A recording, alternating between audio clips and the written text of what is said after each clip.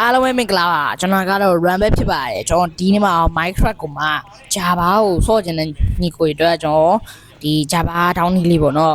ဒီ Java တောင်းဖို့ link ကတော့ကျွန်တော်ပေးပါမယ်ကျွန်တော်ဒီ link ကိုပေါ့နော်ထည့်ပြီးတော့ကျွန်တော်ချင်းဒီမှာ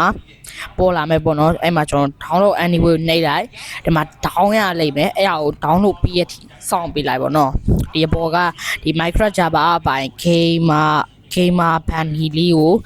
ကြိုက်နည်းနည်းတော့စောင့်ရမယ်ဗျတကယ်နည်းနည်းတော့ကြာရယ်Minecraft Java ဟာတောင်းပြီးတော့ဆိုတော့ဝင်ကြည့်လိုက်ရပါပြီဝင် Minecraft Java ကဖုန်းမှာရောဆော့လို့ရပါတယ်မဲ့ Minecraft Java လို့မျိုးတော့ရန်ဆော့ရမလွယ်ဘူးပေါ့နော်ဒါကတော့ Minecraft ကိုမှ Java ကိုတောင်းချင်တဲ့သူတွေအတွက်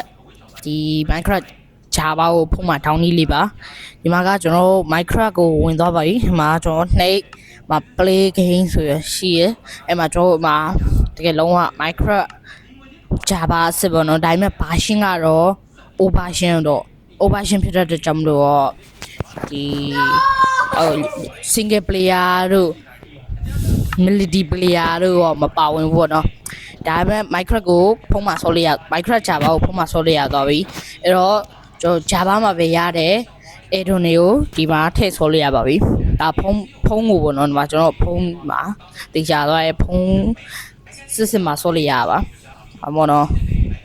ဒီပါရုံမှာဆော်လို့ကျွန်တော်တင်ချလေးထွက်ပြလိုက်တယ်